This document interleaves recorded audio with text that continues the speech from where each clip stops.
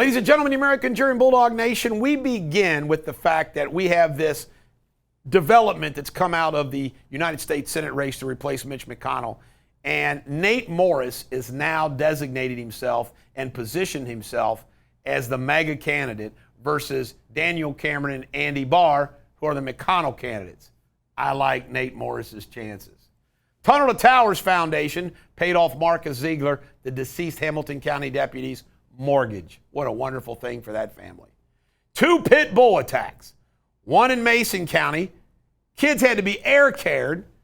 And just unfreaking believable. I mean, and by the way, folks, these are pit bulls. Pit bulls. They're not border collies. Kenton County industrial plans. Well, you know what, folks? We got to have balance. Let me tell you my position on this. I live in rural southern Kenton County. I grew up a farm boy. I love the rural nature of it. I want to keep it that way. It doesn't mean the fact that we have edges of our community that are situated pretty good for industrial.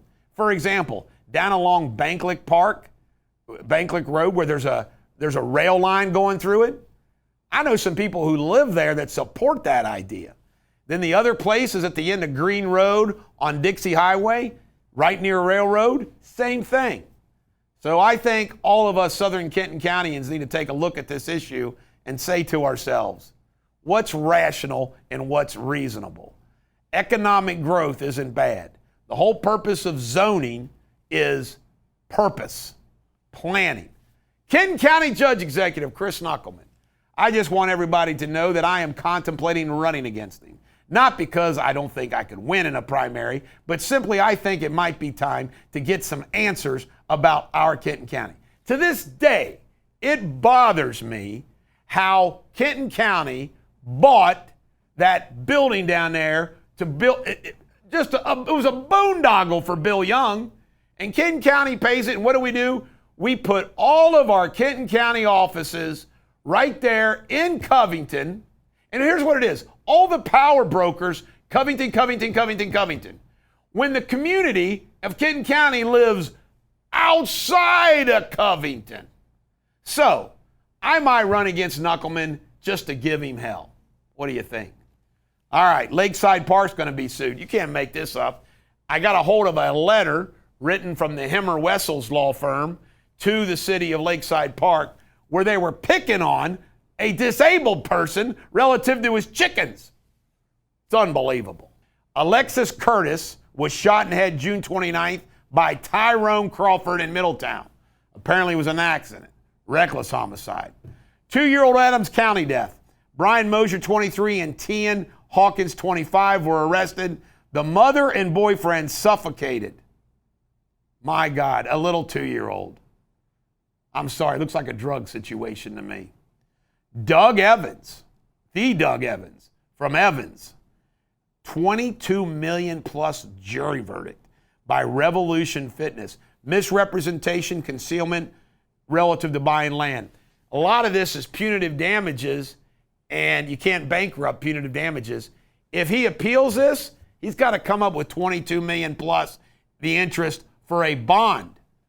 Even Doug Evans might have a hard time coming up with that kind of money.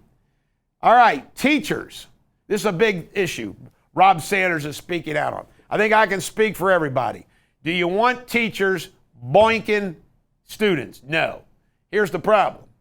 There's this, they call it a loophole, that a teacher can be engaged with an 18-year-old. The teacher gets fired, but there's no criminal charges. That's enough for me, folks. We can't have gray lines with an 18-year-old adult. You're an 18-year-old adult, you're an 18-year-old adult. A teacher messes around with any kid, fire them. Why does everything have to turn into a crime? It doesn't have to turn into a crime. It shouldn't be a crime. If they're 18, they can make that decision. Teacher can be fired, they both move on. Why do we got to make everything a crime? Voting illegally as a felon. This is wild. Illegal acts at a ballot box over 14 years. Thomas Dennis III of Covington was indicted. He committed perjury, but he's a felon who's been voting. I wonder what it took so long for him to catch him. Then we got this Ark Encounter protest. The Ark, I went there once. It's a beautiful, beautiful place to go. Great tourist attraction. Whether you're religious or not, it's a pretty neat place to go. They're protesting it. I bet you 6 people show up. That's on July 6th. In local sports, the Reds lost the first game, a continuation of the prior rainout game 5-3. But last night they beat the Red Sox 8-4. And Christian Encarnacion Strand hit a grand slam.